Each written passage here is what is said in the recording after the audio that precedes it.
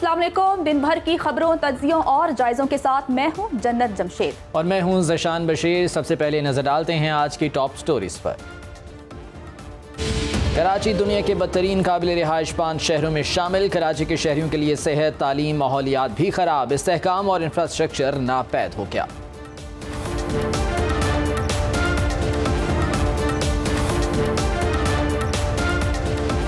Lahore Bhati gate के इलाके नूर महल में आतिशज़दगी का वाक़या, 10 जाने निकल गया। इलाके में मखसूस खौफ की फ़ज़ा बरकरार।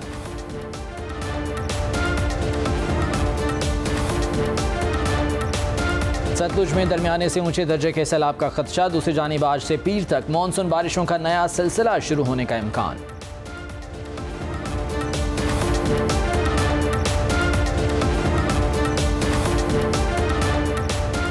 और सनती शहर फैसलाबाद में पार्किंग का देरीना मसला ताहाल हल न हो सका। शहर के मुख्तलिफ मकामात की सड़कों पर गैर कानूनी पार्किंग धड़ल्ले से जारी।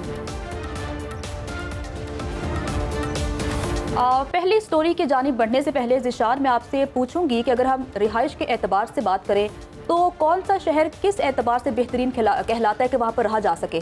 देखिए, मुख्तलिफ वजूहात होती हैं। सेहत के जो मसाइल हैं वो नहीं होने चाहिए, इंफ्रास्ट्रक्चर बेहतर होना चाहिए, सबसे इंपॉर्टेंट एयर क्वालिटी इंडेक्स और जो ज़रूरियात ज़िंदगी की चीज़ें हैं वो एक्सेसिबल ईजीली होनी चाहिए। तो अगर हम पाकिस्तान के सबसे बड़े शहर कराची की बात करें तो आप क्या कहेंगे? कहना तो नहीं चाहिए, लेकिन अनफॉर्चुनेटली फिर क्राइम रेट को भी मद्देनजर रखना बात तो सच है मगर है रुसवाई की। तो कराची दुनिया के बदतरीन काबिल रिहाइश 5 शहरों में पाकिस्तान के सबसे बड़े शहर कराची को दुनिया के 5 सबसे कम काबिल रिहाइश शहरों में शामिल कर दिया है। EIU इंडेक्स के हवाले से शहर की तारीख अच्छी नहीं रही, जबकि 2019 में कराची की बात करें तो कराची इंडेक्स में 140 शहरों में से 136वें नंबर पर रहा है, जबकि 2020 में ये रिपोर्ट शायद नहीं हुई थी। उसके बाद 2022 में ये 140 शहरों में से 134 नंबर पर रखा गया था। इंडेक्स में सबसे ऊपर शहर मगरबी यूरोप और कनाडा के हैं। फहरिस्त में ऑस्ट्रिया का दारुल हुकूमत वियना मुसलसल दूसरे साल सरे फहरिस्त रहा है। बदतरीन काबिल रिहाइश शहरों में कराची भी शामिल है और एक मखसूस स्कोर के तहत इसको 5वें नंबर पर रखा गया है। यानी कि टॉप 5 दूसरे शहर हैं जिनमें कनाडा और यूरोप के शहर आते हैं, जबकि बॉटम 5 में जो शहर हैं उनमें कराची का नाम आता है। और यकीनन ये एक बहुत ही बदकिस्मती की बात है कि पाकिस्तान का एक बड़ा शहर जो कि हब समझा जाता है मौशी एतबार से, वो इसमें शामिल है। तो इस हवाले से एक रिपोर्ट है, वो देखते हैं और फिर मजीद बात करते हैं। कराची दुनिया के बदतरीन काबिल रिहाइश 5 शहरों में शामिल। EIU ग्लोबल लाइवबिलिटी इंडेक्स 2023 में कराची को दुनिया के 173 शहरों में से 169वें नंबर पर रखा गया। फहरिस्त में सिर्फ 4 शहरों लागोस, अलजायर, तराबिस और दमिश्क को रहने के लिहाज से कराची से बदतर शहर करार दिया गया। इस इंडेक्स में पाकिस्तान का वाहिद शहर कराची है जिसे इस फहरिस्त में शामिल किया गया। फहरिस्त में शामिल शहरों की काबिल रिहाइश होने की दर्जाबंदी उनके 5 शोबों की कारकर्दगी की बुनियाद पर की गई। उन 5 शोबों में इस्तेहकाम, सेहत की देखभाल, सकाफत और माहौलियात, तालीम और इंफ्रास्ट्रक्चर शामिल हैं। काबिल रिहाइश होने के अवामिल का जायजा लेने और उनकी जांच करने के लिए 1 से 100 की हद तक स्कोर को मुरतब किया जाता है। कराची का मजमूई स्कोर 42.5 है, जो मिसाली से कम है। इस्तेहकाम से मुतल्लिक इशारे के हवाले से शहर में सबसे ज्यादा खराब सूरत हाल सामने आई, जहां इसका स्कोर 20 रहा, जो 2022 के नंबर जैसा है, जिसका मतलब है गुज़श्ता 1 साल के दौरान शहर की सूरत हाल में बेहतरी नहीं आई। सेहत की देखभाल से मुतल्लिक शहर कायद का स्कोर 50, सकाफत और माहौलियात से मुतल्लिक 38.7, तालीम से मुतल्लिक 75 और इंफ्रास्ट्रक्चर से मुतल्लिक 51.8 रहा।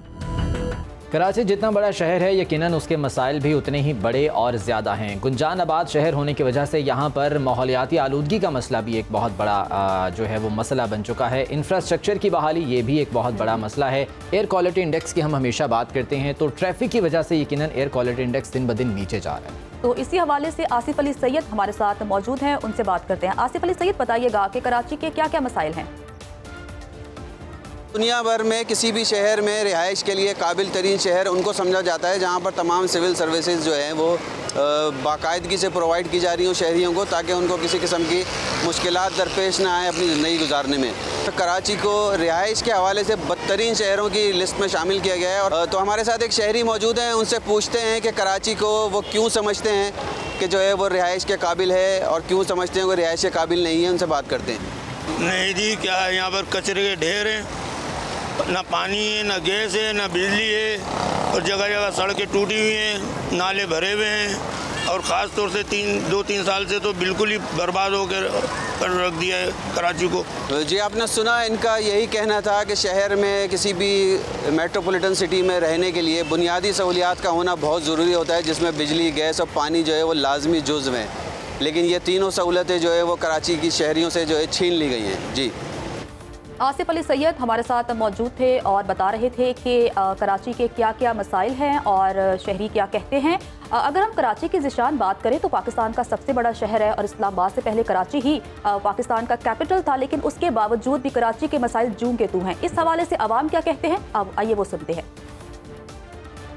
जो जिंदगी भी आराम करती है हम लोगों की जीना, इतनी जास्ती हो रही है, घंटों घंटों बिजली बंद है, घंटों घंटों गैस बंद है, पानी बंद है, रात को घर में जाओ खाना बाहर ठंडा पड़ा हुआ है भाई, चूल्हा ही नहीं जल रहा। हमने कभी ज़िंदगी में अपने शहर का ऐसा हाल नहीं देखा था जैसे अब देखा है, क्योंकि गटर लाइनें इधर की बन पड़ी हुई है, पानी हमें नहीं मिलता, लोड शेडिंग का और बिलों का इतना मसला है कि लोग बड़े बेज़ंग हैं इससे। कराची का जो शहर है नंबर 1 पे होगा कचरे के ढेर पे। ये घर के अंदर मच्छर आ रहे हैं, कीड़े आ रहे हैं, यहाँ तक के लालबेग भी घरों में आ रहे हैं और फिर सांस लेना दुश्वारी हो रही है। लाइट का इंतज़ाम कोई नहीं है, रोडें टूटी हुई हैं, अभी यहाँ से आ रहे हैं तो पूरा रोड ऐसा है, खुदा मट्टी मट्टी है पूरे रोड पे, कोई निज़ाम नहीं है, गैस है नहीं हमारे पास, समझ लो बेचने के काबिल आया हुआ है मुल्क के, बंदा बेच दे इसको, अब यहाँ पे रहने का ही फ़ायदा नहीं है। शहर कराची को देख के मुझे रोना आ रहा है, इस पर ये हुक्मरान जो काबिज़ हैं और ये 70 साल से इस तरह कर रहे हैं।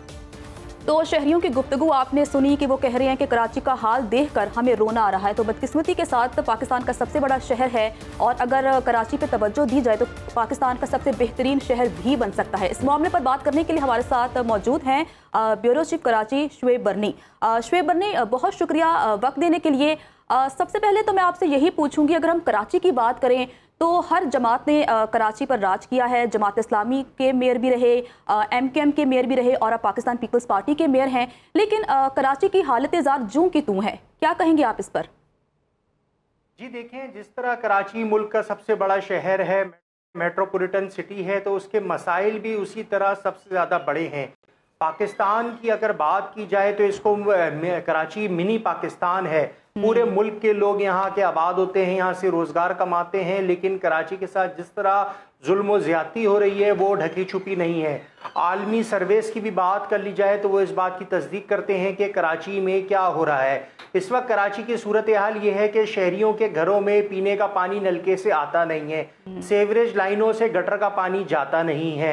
इसके अलावा अगर बात कर ली जाए लॉ एंड ऑर्डर की तो कराची में शायद ही कोई ऐसा घर अब बचा हो जिसमें स्ट्रीट क्राइम का विक्टिम मौजूद ना हो, यानी कोई खातून लुटने से बची हो या कोई शहरी पूरे ख़ानदान में से 3-3 दफ़ा 4-4 दफ़ा लोग स्ट्रीट क्राइम का मुतासरीन में से शामिल हैं।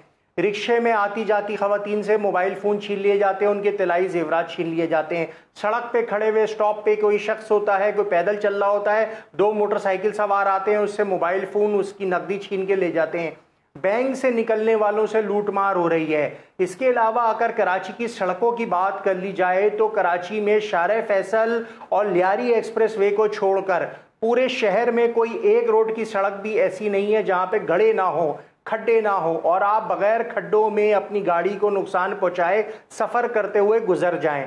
तो इस तरह की जब सिचुएशन होगी और मजे की बात यह है कि इंफ्रास्ट्रक्चर के मसाइल तो यकीनन बहुत ज़्यादा हैं। जब बारिश होती है तो यकीनन यहाँ पर जो है सैलाबी कैफियत भी पैदा हो जाती है। लेकिन अभी आप बात कर रहे थे क्राइम की, हमने प्रोग्राम के शुरू में भी यही डिस्कस किया कि जब कराची का जिक्र आता है तो अनफॉर्चुनेटली जो सबसे पहली चीज़ जहन में आती है, जो आम तासुर है, वो ये है कि क्राइम रेट यहाँ पर बहुत ज़्यादा है। क्या वजह है कि इतने साल गुजर गए और जो भी गवर्नमेंट आती है वो कोशिश तो करती है अपने ताईं कि इसको कंट्रोल किया जा सके, लेकिन बहरहाल एक हद तक जो है वो कंट्रोल होता है, मुकम्मल तौर पर जो है ये ख़त्म नहीं हो पाया। इसकी कोई ख़ास वजूहात सिक्योरिटी इदारे इस पर जो है वो क्या मौक़िफ़ देते हैं?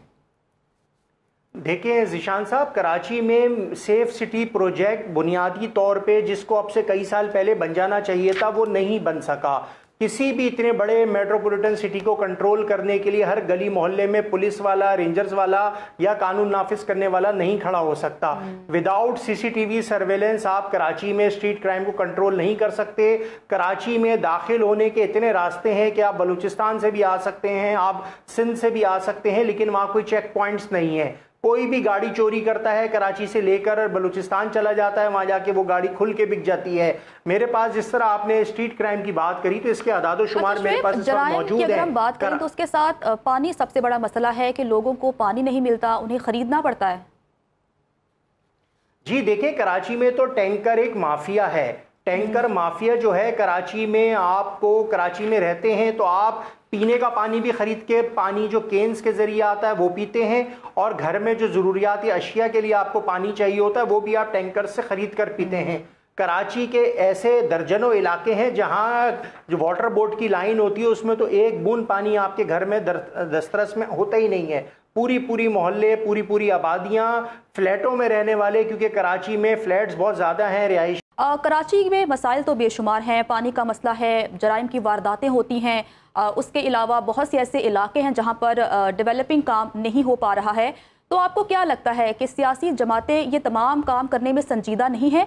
मसला क्या है? देखिए, कराची का बुनियादी मसला है कि कराची को ओन कोई नहीं करता। कराची से टैक्स सबसे ज़्यादा मुल्क को फराहम करने वाला शहर है। कराची रेवेन्यू जनरेट करता है, कराची की मईशत काम करती है तो पाकिस्तान की मईशत चलती है। कराची में इंडस्ट्रियलिस्ट मौजूद हैं लेकिन वो बैरून मुल्क जाते जा रहे हैं, अपना सरमाया कराची से वो समेट रहे हैं। कोई दुबई जा रहा है, कोई बांग्लादेश जा रहा है, कोई दूसरे ममालिक में जा रहा है। इसकी बुनियादी वजह यही है कि कराची का ताजिर परेशान है। कराची में लोड शेडिंग का इतना बड़ा मसला है कि सनतकार अपनी सनत नहीं चला सकता। कराची में लॉ एंड ऑर्डर का इतना मसला है कि उसकी इंडस्ट्रीज़ में काम करने वाले मुलाजमीन महफूज नहीं है। कराची में अगर कोई कारोबार करता है तो उसको भत्ता माफिया भत्ते की पर्ची दे जाता है। कराची में कोई सनतकार कारोबार शुरू करता है तो उसके काम में मदाखलत की जाती है, उसके बिजनेस को डैमेज किया जाता है, उससे उसका शेयर मांगा जाता है, और वो शेयर बढ़ते बढ़ते 10%, 20%, 30% से अब 40% पे चला गया है। यानी कि कारोबारी आदमी 40% इन मामलात के लिए दे देगा तो वो 60% से अपना इदारा कैसे चलाएगा?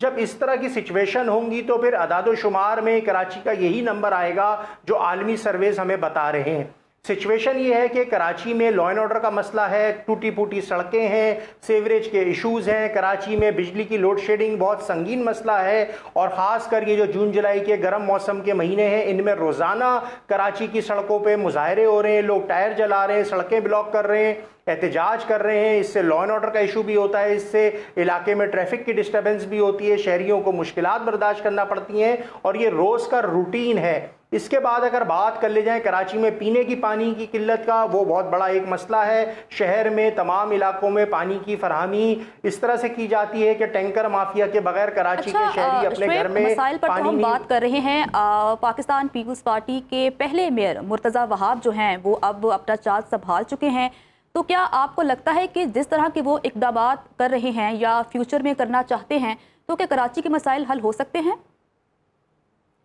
देखिए, हमारी तो कराची के शहरी होने के नाते नेक ख्वाहिशात उनके साथ हैं, क्योंकि इस वक्त पीपल्स पार्टी मेयर मुर्तज़ा वहाब की कारकर्दगी पे डिपेंड करती है। आने वाले जनरल इलेक्शन में अगर पीपल्स पार्टी को कराची में भारी मैंडेट चाहिए, वोट्स चाहिए, तो उनको डिलीवर करना होगा। और इस वक्त क्योंकि पीडीएम का हिस्सा भी है, सिंध हुकूमत भी पीपल्स पार्टी की है, और अब बल्दियाती हुकूमत जिसमें मेयर डिप्टी मेयर वो दोनों कराची के रहने वाले हैं, पीपल्स पार्टी के जियाले हैं। ये पहला मौका है कि कराची में मेयर जो है वो पीपल्स पार्टी का है और एक कराची का रहने वाला शहरी मुर्तज़ा वहाब हैं। अब अगर ये डिलीवर नहीं कर सकेंगे तो कराची में कोई बाहर का आके तो डिलीवर नहीं कर सकता। कराची इस वक्त इतना ज़्यादा हम कह सकते हैं मुश्किलात का शिकार है कि यहाँ पे रोज़गार लोगों का मुतासिर हो रहा है, यहाँ लोगों की सेहत मुतासिर हो रही है, यहाँ माहौलियात के इशूज़ हैं। कराची में यौमिया हज़ारों टन कचरा पैदा होता है लेकिन वो लैंडफिल साइट्स तक नहीं पहुँचता, वो डंपिंग पॉइंट्स तक नहीं पहुँचता, जिसकी वजह से आलूदगी है, बीमारियां हैं और शहरियों की जानों को खतरात हैं। यहाँ आए दिन वबाई अमराज फैल जाते हैं। तो तो ये वाले मामला इसलिए हैं क्योंकि गलियों में जब गटर का पानी उबल रहा होगा, जब कचरा नहीं उठ रहा होगा, कराची में कोई सड़क की सफाई का माकूल निज़ाम नहीं है, लेकिन सब काम मेयर नहीं कर सकते। ठीक है शायद यकीनन मसाइल कराची के बहुत ज़्यादा हैं और इस हवाले से गवर्नमेंट्स को भी जो है वो तवज्जो देना होगी, इकदाम उठाना होंगी। बहुत शुक्रिया शोएब बर्नी, ब्यूरो चीफ कराची हमारे साथ मौजूद थे, कराची की हालत इज़हार कर रहे थे। लेकिन एक इम्पॉर्टेंट बात ये है कि इज्तमाई तौर पर तो कोशिशों की ज़रूरत है, लेकिन इनफरादी सतह पर भी कोशिशें करना होंगी। हर शख्स को जो है ये एहसास करना होगा कि ये मेरा शहर है, ये मेरा घर है, इसको साफ़ सुथरा रखना है ताकि मैं और दीगर शहरी जो है यहाँ पर आसानी से सहूलियात के साथ को सोचना होगा कि कराची उनका है, ना कि वो रिलाई करें किसी भी गवर्नमेंट लेवल के किसी भी स्टेक होल्डर पर। तो इनफरादी तौर पर जो आपकी जिम्मेदारी बनती है उसको निभाना चाहिए। ब्रेक का वक्त हुआ है, ब्रेक के बाद जब वापस आएंगे तो मौसम की बात करेंगे, साथ रहिएगा। ब्रेक के बाद आपको खुशामदीद कहते हैं। मौसम का जिक्र किया था हमने ब्रेक से पहले, तो मौसम की बात करते हैं कि जी महकमे मौसमियात ने मुल्क में आज से मानसून बारिशों के नए सिलसिले की पेशगोई की है और इस पेशगोई के मुताबिक 17 जुलाई तक सिंध में चंद मकामात के अलावा मुल्क भर में मूसलाधार बारिश और जालाबारी का इम्कान ज़ाहिर किया गया है, जबकि PDMA ने बारिशों और तेज़ हवाओं के पेश नज़र ज़िले इंतज़ामिया को पेश के इक़दामात की हिदायत भी कर दी है। जबकि शदीद बारिशों से नदी नालों में तुग़यानी का और बालाई अजला में लैंड स्लाइडिंग का खदशा भी जाहिर किया गया है। पेशावर, चारसदा, नौशहरा, वरदान और दीगर अजला में बारिशों से अर्बन फ्लडिंग का खदशा है, जबकि दूसरी तरफ भारत के दरिया सतलुज में पानी छोड़ने से दरमियाने से ऊंचे दर्जे के सैलाब का खदशा पैदा हो चुका है। हवाले से आपको बता रहे हैं कि बारिशों के बाद क्या वाकई में सैलाब का खदशा है या नहीं, इस हवाले से फजल हुसैन हमारे साथ मौजूद है, उनसे बात करते हैं। फजल बताइएगा क्या कहना है महकमे मौसमियात का? मैं इस वक्त दरिया सतलुज के किनारे आबाद गाँव बिक्कीविंड की सड़क पर मौजूद हूँ, जहाँ पर इस वक्त फसलों और रास्तों में 4 से 5 फुट के करीब पानी जो वो बह रहा है। इस वक्त दरिया सतलुज में ऊंचे दर्जे का सैलाब आया हुआ है। ज़िली इंतज़ामिया के मुताबिक दरमियाने दर्जे का सैलाब है और 1,14,000 क्यूसेक पानी जो दरिया सतलुज से कसूर के एरिए से गुजरा है, जबकि इंडस वाटर कमीशन पाकिस्तान की तरफ से जारी करदा तफसीलात के मुताबिक इस वक्त 1,84,000 क्यूसेक के करीब पानी कसूर के एरिए से गुजर रहा है। अगर बात करें दरिया सतलुज में आने वाले पानी के नुकसानात की, तो 20 के करीब देहातों की टोटल ज़री अराजी ज़ेरे आब होकर तबाह हो चुकी है और बेशतर देहातों के घरों गलियों में पानी आया हुआ है और इससे आगे गंडासक के आगे 40 के करीब देहात मुतासर होने का खदशा है। कि ज़िली इंतज़ामिया ने हमारे साथ अगर कोई भलाई करनी है तो हमें हकीकी मायनों में रिलीफ फराहम करें ताकि हमारे बच्चे और जानवर किसी हादसे से दुचार होने से बच सकें। फजल हुसैन हमें अपडेट कर रहे थे कि कौन कौन से इलाके और देहात हैं जो कि सैलाबी पानी की वजह से मुतासर हुए हैं और कहां पर फसलें ज़ेर-ए-आब आई हैं। भारत की जानिब से जो पानी छोड़ा गया यकीनन उससे पाकिस्तानी इलाकों को मसाइल का सामना है। बहुत से ऐसे इलाके हैं जो कि ज़ेर-ए-आब आ चुके हैं, खड़ी फसलें जो है वो तबाह हो रही हैं। तो इसी हवाले से एक रिपोर्ट है, वो देखते हैं।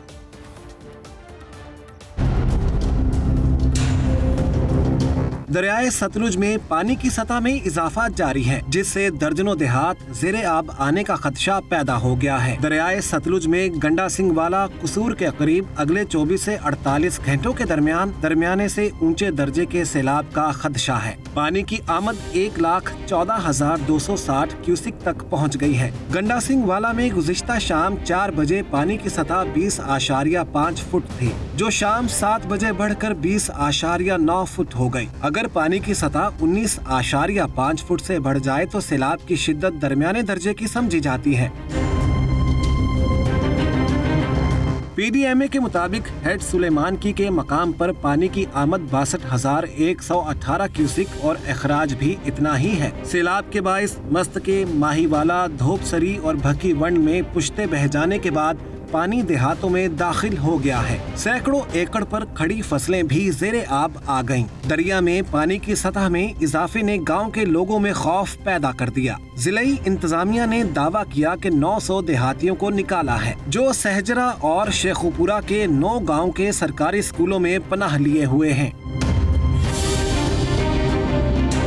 जिले इंतजामिया ने रिलीफ कैंप कायम कर दिए हैं। मशीनरी और बोट्स के साथ रेस्क्यू अमला मौजूद है। मुत्तलिका महकमों को 24 घंटे ड्यूटी पर अलर्ट रहने के अहकामात भी जारी कर दिए गए हैं। महकमा मौसमियात के मुताबिक आइंदा 48 घंटों के दरमियान इस्लामाबाद, पंजाब और इंडस रिवर सिस्टम के तमाम बड़े दरियाओं के बालाई कैचमेंट में गरज चमक के साथ तेज हवाओं के साथ हल्की से दरमियानी शिद्दत की बारिश हो सकती है। तो रिपोर्ट आपने मुलाहिजा की। इस मामले पर बात करने के लिए हमारे साथ मौजूद हैं तर्जुमान PDMA तसव्वुर चौधरी साहब। सर, बहुत शुक्रिया प्रोग्राम के लिए वक्त देने के लिए। सर, बताइएगा कि दरियाए सतलुज ने तो पहले ही कई देहातों को जो है वो ज़ेर-ए-आब कर दिया है। मज़ीद बताइएगा कि अब आगे आने वाले दिनों में क्या होगा? क्या वाकई में सैलाब का खदशा अभी भी मौजूद है? बिस्मिल्लाहिर्रहमानिर्रहीम। देखें, पंजाब के 3 दरियाओं में भारत ने पानी छोड़ा था, दरिया चनाब, रावी और सतलुज में। दरिया चनाब और जो दरिया रावी है वहाँ पे सूरत हाल नॉर्मल हो चुकी है, और जो दरिया सतलुज है वहाँ पे इस वक्त जो है गंडा सिंह के मकाम पर 1,14,000 का रेला सूबा था, लेकिन अब अल्हम्दुलिल्लाह पानी की शिद्दत में कमी आई है। इस वक्त 1,04,000 क्यूसेक जो है करेला जो है ना गंडा सिंह के मकाम से गुजर है।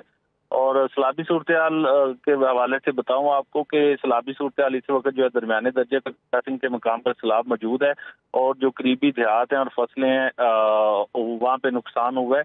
और हुकूमत पंजाब की हदायत पर जो है प्रॉपर जो है तमाम जितने भी डिपार्टमेंट हैं वो रेस्क्यू ऑपरेशन में मसरूफ हैं। DG PDMA कसूर में मौजूद है और वो तमाम तर सूरत हाल की निगरानी कर रहे हैं। तसव्वुर साहब, ये बताइएगा कि कसूर, पाकपतन और दीगर जो इलाके हैं जहां पर देहात ज़ेर-ए-आब आए हैं, क्या वहां से बर वक्त लोगों को इवैक्यूएट कर लिया गया था? और जो रिलीफ कैंप्स कायम किए गए थे वहां पर क्या अब तक सहूलियात जो हैं वो प्रॉपर मौजूद हैं?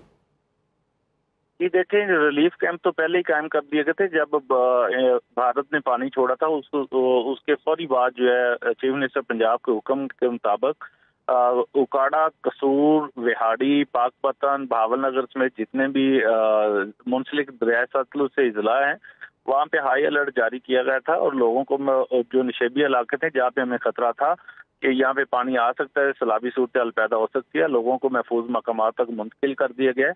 इस वक्त ऑलमोस्ट इन जो ये मुंसलिक सतलुज से मुंसलिक इजला है यहाँ पे ऑलमोस्ट 4,000 के करीब जो है रेस्क्यूअर्स हैं और दीगर अमले जो ऑपरेशन में हिस्सा ले रहे हैं। तो अब तक जो है वो नुकसानात का तखमीना क्या लगाया गया है? जो फसलें ज़ेर-ए-आब आई हैं या कुछ देहात जो ज़ेर-ए-आब आए हैं, क्या तखमीना अब तक सामने आया? देखें, सबसे पहले हमारा जो पहला काम है, हमने रेस्क्यू ऑपरेशन स्टार्ट करना है और लोगों को पानी से निकाल कर महफूज मकामात तक मुंतकिल करना है। रिलीफ कैंप्स जो कायम है वहाँ पे लोगों को खाने पीने की सहूलियात दी जा रही हैं, अद्वियात दी जा रही हैं, और दीगर उनके जानवरों के लिए चारे का भी बंदोबस्त किया गया है। अभी सैलाबी सूरत हाल जो है वो सबसे ज्यादा हमें प्रॉब्लम कसूर में है, बाकी जिला में अभी पानी पहुंचा ही नहीं है। मेरा ख्याल है कि आगे अल्लाह बेहतर करेगा, आगे नुकसान नहीं होगा। मौसमियात ने शदीद बारिशों की भी पेशगोई कर दी है, जिससे नदी नालों में तुग़यानी और बालाई अजला में लैंड स्लाइडिंग का खदशा जाहिर किया गया है। तो इस हवाले से क्या इकदाम किए गए हैं? देखें, आज से बारिशों का जो है नया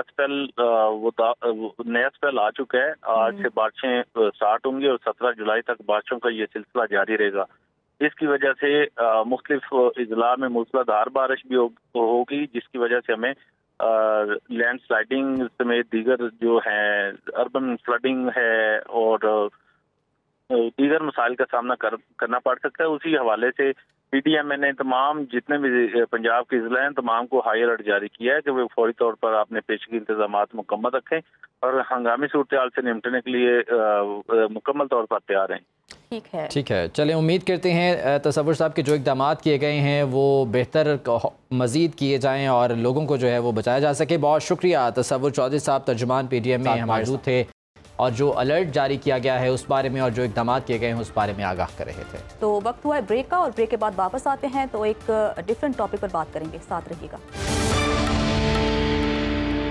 और अब बात करते हैं उस दिलखराश वाक़े की जो कि एक रोज़ कबल लाहौर के इलाके भाटी गेट में पेश आया। रात 2:15 पर लाहौर के इलाके भाटी गेट के मोहल्ला नूर महल की तंग गलियों में एक छोटे से 3 मंजिला घर में आग लग गई थी, जिससे एक ही खानदान के 10 अफराद झुलस कर जाँ बहक हो गए थे।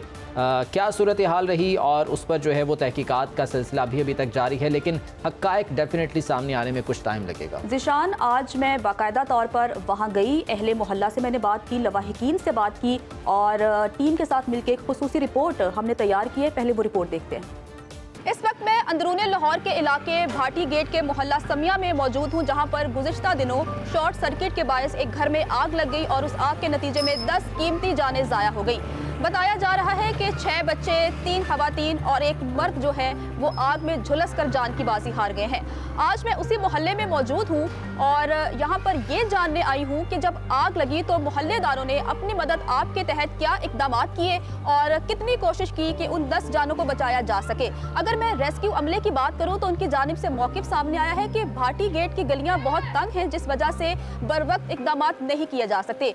बज़ाहिर तो आप देख सकते हैं कि जिस जगह पर मैं मौजूद हूँ ये गली काफ़ी कुशादा है, लेकिन इस गली तक पहुँचने के लिए भी तंग गलियों का सहारा लेना पड़ता है। इन तमाम मामलात पर मैं बात करूँगी अहले मोहल्ला से और साथ ही साथ जो अहले खाना है मरने वालों के, उनसे भी बात करूँगी और जानने की कोशिश करूँगी कि असल मामला है क्या। आइए मेरे साथ।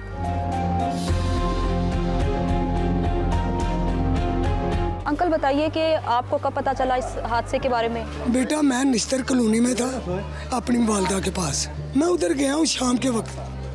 रात को 1:30 बजे मुझे फ़ोन मेरे नीचे अम्मा को आता है कि घर में आग लग गई। फिर 1:45 बजे फ़ोन आई है मेरे बेटे का कि अब्बू आग लग गई जे।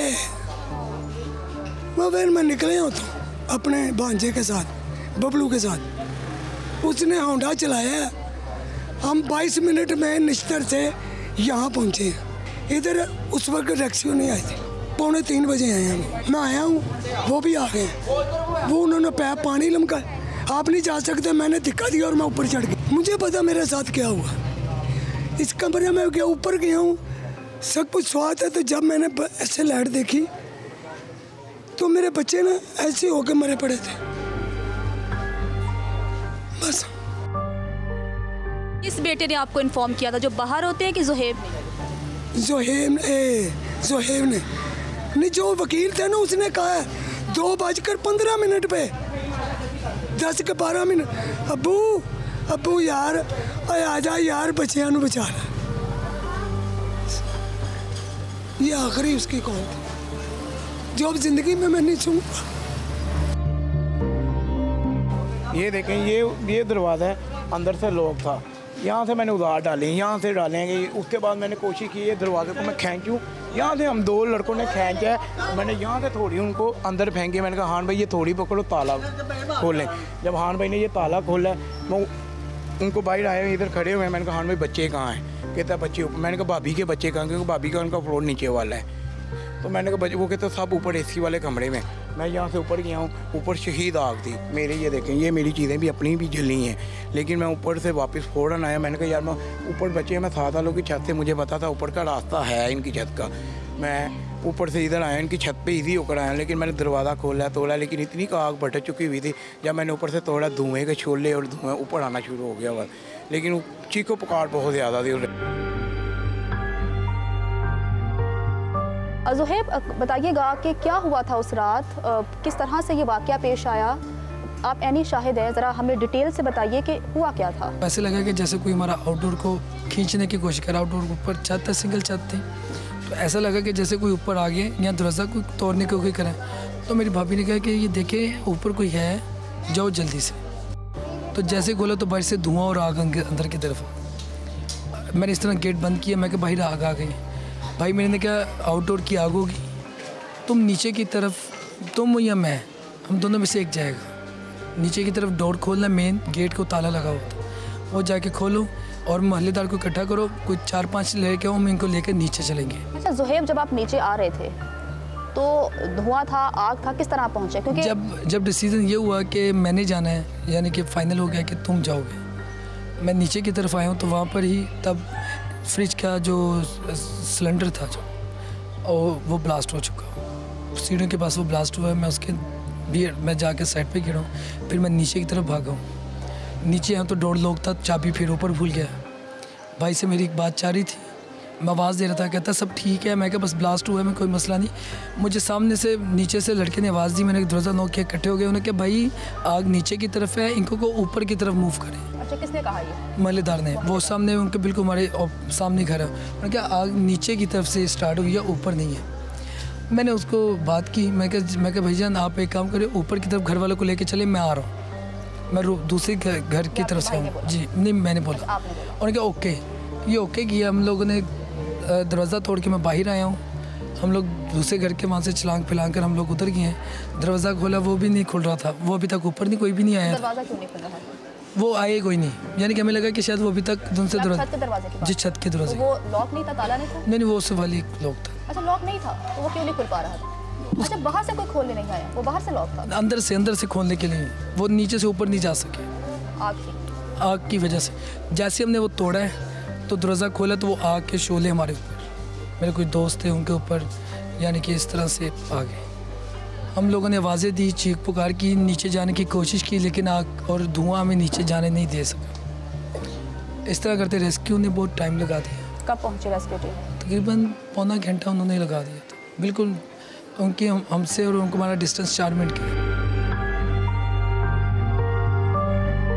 तो ये ज़ुहैब थे जो कि उस हादसे में बाल बचे हैं। इनकी गुफ्तगू आपने सुनी।